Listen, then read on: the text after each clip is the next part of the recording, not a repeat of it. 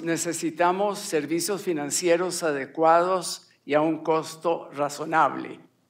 La inclusión financiera importa, pero aquellos para quienes más importa, mucho más, son los pobres, precisamente porque son pobres.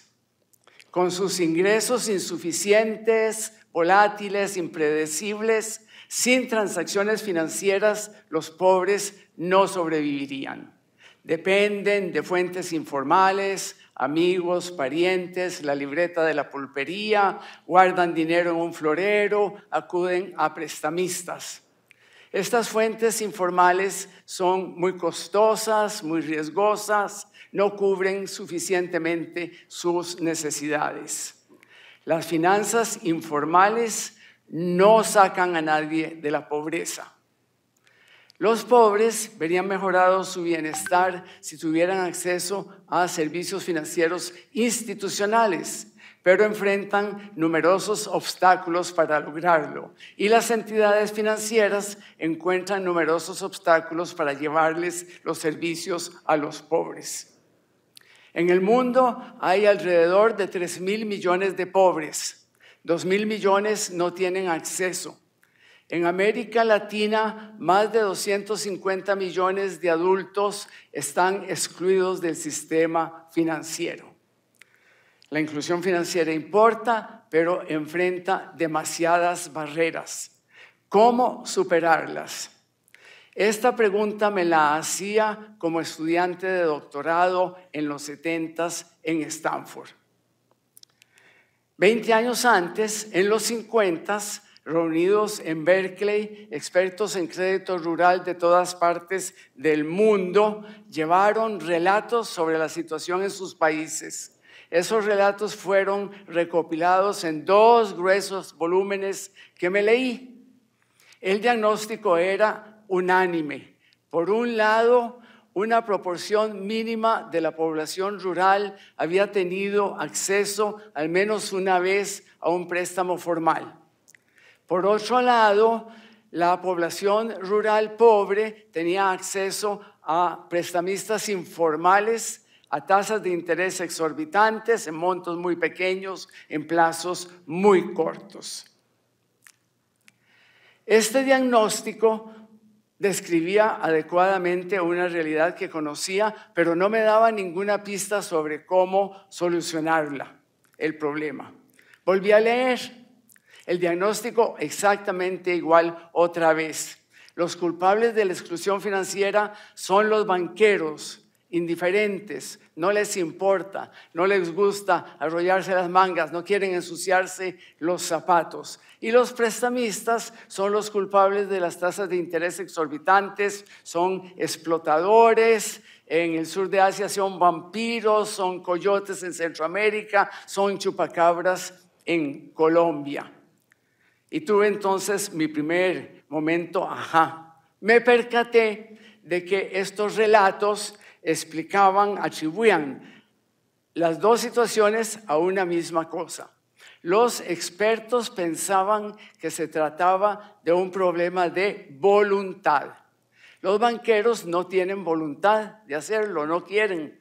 Los prestamistas tienen una voluntad perversa a la hora de intentarlo. Me imaginé a aquellos expertos en Berkeley preguntándose ¿quién tendrá la buena voluntad de hacerlo? Y en coro respondieron, el Estado.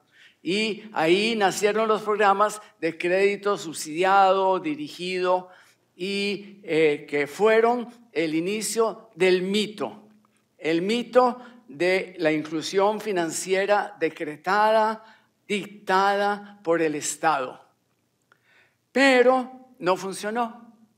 Cuando yo leía 20 años más tarde, el diagnóstico era exactamente el mismo. A mediados de los 70s, menos de 5% de la población rural de África había tenido acceso al menos una vez en su vida a un préstamo formal. Menos de 15% en Asia, 15% en América Latina. La exclusión financiera es un desafío impenetrable, insoluble para el Estado. La inclusión financiera no se puede decretar. La inclusión financiera no se puede legislar.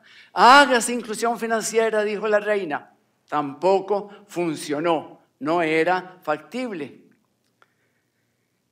La medicina se había recetado desde Berkeley en los 50, era la medicina incorrecta, inapropiada, y la razón es porque el diagnóstico estaba incorrecto. ¿A dónde estaba el error? Conozco muchos banqueros.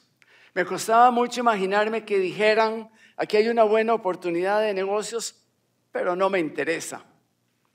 Y les preguntaba, ¿por qué no lo hacen? Y respondían, es que es muy riesgoso. ¿Por qué riesgoso? Porque a los pobres rurales no los conocemos. Los vemos por allá lejos, detrás de como una neblina que nos impide medir el riesgo. En esa penumbra todos nos parecen iguales. Sabemos que no son iguales, pero no podemos distinguirlos. ¿Quién irá a pagar? ¿Quién no podrá pagar? ¿Cuánto tengo que darle a esta señora? Y yo les decía, bueno, acérquense, conózcanlos. Ah, no, es que es muy caro. Viven demasiado lejos. Las transacciones son muy pequeñitas, no tienen garantías y con techos a las tasas de interés no puedo ni comenzar a cubrir los costos. Lo que me estaban diciendo es que era difícil promover la inclusión financiera, era difícil llevarles esos servicios. Y entonces tuve mi segundo momento, ajá, este es un ajá grandote. No se trata de un problema de voluntad, se trata de un problema de dificultad. ¿Qué dificultad? Una dificultad técnica, tecnológica. ¿Cómo producir servicios financieros para esas clientelas excluidas a un costo razonable para ambas partes? Y el aprender a hacer esas cosas de una manera diferente, el hacerlas de otra forma, a eso es lo que llamamos innovación. La exclusión financiera no se alivia con legislación, se alivia con innovación. Solamente con innovación es posible lograr alguna inclusión. Alrededor del mundo hay 10,000 entidades de microfinanzas que le brindan servicios financieros a unos 200 millones de personas. Estas entidades, después de la pandemia, el 98% de los préstamos que habían otorgado había sido pagado y en promedio, un monto de unos $1,000 y una tasa de interés como del 37% anual permite que tengan sostenibilidad y en muchos casos alta rentabilidad, capitalización y crecimiento.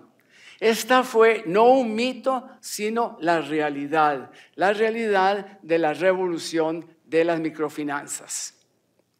Durante años me dediqué a asesorar a instituciones y a gobiernos. Hace unos 15 años me gradué de la investigación al campo de la acción, al incorporarme con un grupo de entidades de microfinanzas en el patronato de la Fundación del BBVA para las microfinanzas.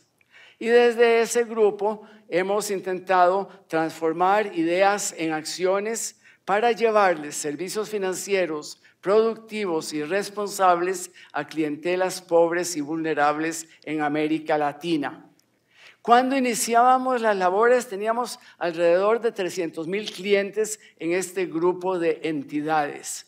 Hoy en día atendemos a más de 3 millones de clientes. En estos 15 años hemos desembolsado 18,000 millones de dólares a unas 6 millones de personas. El 85% de estos se encuentran en condición de pobreza extrema, pobreza o vulnerabilidad. y con métodos rigurosos de medición de impacto hemos corroborado que el 60% de los que eran inicialmente pobres dejan de serlo tras 3 ciclos de crédito. Nosotros no los sacamos de la pobreza, ellos se sacan a sí mismos. Nosotros simplemente les damos herramientas para que lo puedan lograr, para que lo puedan alcanzar más pronto, más sostenidamente. La innovación más importante de las microfinanzas fue dejar perdidas a las garantías reales, olvidarse de las hipotecas y enfocarse en el valor de la relación de crédito. Juntos, el cliente y la entidad construyen una relación mutuamente valiosa, personalizada, directa, cara a cara. Y con el contacto frecuente entre el asesor de crédito y el cliente. Esta relación crea una estructura de incentivos. Por un lado, incentiva al deudor a cumplir con sus obligaciones de pago y por otro lado, incentiva a la entidad a comprometerse a ser sostenible, para estar siempre ahí cuando el cliente regresa a buscar servicios que posiblemente nadie más estaría dispuesto a otorgarle y conseguirlos en condiciones cada vez más favorables. Si la entidad no es sostenible, esta promesa no sería creíble. Y si la promesa no es creíble, las personas no pagarían los préstamos. ¿Para qué pagarle a uno que ya no va a estar ahí el año entrante? Las microfinanzas entonces son banca relacional para los pobres. La banca tradicional construye agencias y le dice al cliente, venga, a veces desde muy lejos. En microfinanza le decimos, ahí vamos. Y el asesor va y visita al cliente en su casa, en su negocio, en todos esos lugares y toma decisiones, entre otras cosas, basadas en características intangibles relacionadas con la reputación. Esta señora es trabajadora, es creativa, es honrada. Cada vez más la innovación ha consistido en irle agregando tecnologías de información y de comunicaciones a esta relación personalizada para incrementar la productividad de los grupos de trabajo y para mejorar la satisfacción del cliente.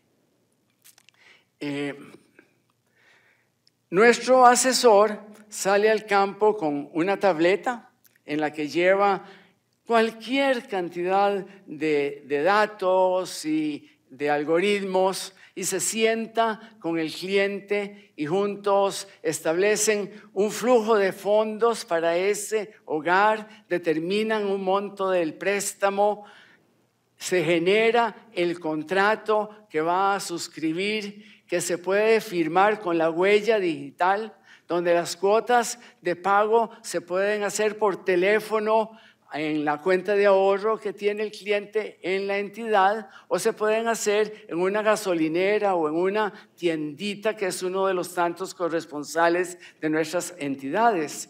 En este momento tenemos 108,000 corresponsales y la semana pasada hemos agregado 3,500 cajeros automáticos solo en Colombia. La pandemia hizo que todo este enfoque se hiciera sumamente difícil. Ya no podía haber ese contacto frecuente que caracterizaba a la relación. Ahora solo visitamos para renovar los préstamos y el resto de la conversación se hace por teléfono. Yo tenía mucho miedo cuando dimos este paso porque estoy totalmente convencido de la importancia del cara a cara. Pero para mi sorpresa, en lugar de debilitar la relación, el teléfono la fortaleció, porque por iniciativa de uno o del otro podían llamarse en el momento en que fuera necesario para compartir información importante que afectaba lo que estaban haciendo. Pero ¿qué hacíamos con esas comunidades alejadas donde no hay ninguna posibilidad de conectarse telefónicamente y mucho menos por internet para manejar una cuenta de ahorro? Pues en esos lugares hemos instalado antenas satelitales para llevar conectividad a las comunidades a donde estamos ofreciendo servicios. Y esto ha dado origen a unas externalidades sumamente interesantes. En la época de la pandemia, los niños de la escuela venían a escuchar las lecciones virtuales en el café internet que le habíamos financiado a una clienta al pie de la antena. Estas son algunas ideas, algunas historias simples. La realidad es mucho más compleja, mucho más desafiante.